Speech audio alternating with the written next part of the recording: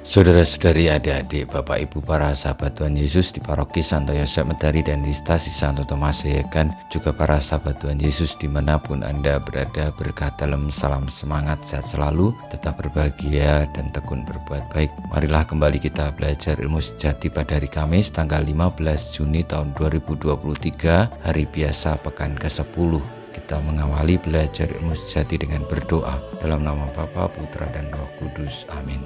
Allah Bapa Maha Pengasih, kami mohon curailah kami Roh Kudus agar dapat melihat siapakah Engkau sebenarnya. Semoga cahayamu menyinari hidup kami dan semoga cinta kasih dan kebebasan semakin berkembang dengan suburnya di tengah-tengah kami. Dengan pengantaran Tuhan kami Yesus Kristus Putramu yang hidup dan berkuasa bersama Dikau dalam persatuan Roh Kudus, Allah sepanjang segala masa. Amin. Para sahabat Tuhan Yesus terkasih, kita akan belajar ilmu sejati dari Injil Yesus Kristus menurut Matius bab 5 ayat 20 sampai dengan 26.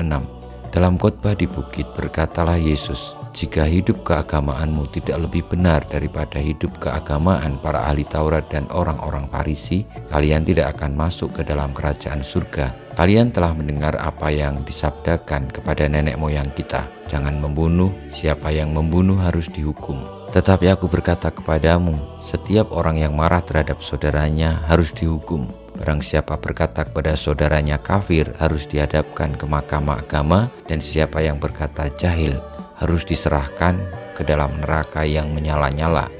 Sebab itu jika engkau mempersembahkan persembahanmu di atas mezbah, dan engkau teringat akan sesuatu yang ada dalam hati saudaramu terhadap engkau, tinggalkanlah persembahanmu di depan mezbah itu dan pergilah berdamai dahulu dengan saudaramu, lalu kembali untuk mempersembahkan persembahanmu itu.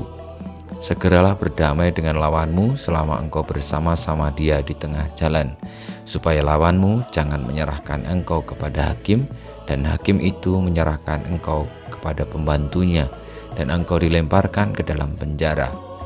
Aku berkata kepadamu, sesungguhnya engkau tidak akan keluar dari sana sebelum engkau membayar utangmu sampai lunas." Demikianlah sabda Tuhan, terpujilah Kristus. Para sahabat Tuhan Yesus yang terkasih, dalam khotbah di bukit Tuhan Yesus mengingatkan bagi para pendengarnya, orang-orang yang mengikutinya, untuk menjalankan hidup keagamaan dengan lebih baik dan lebih benar daripada para ahli Taurat dan orang-orang Farisi.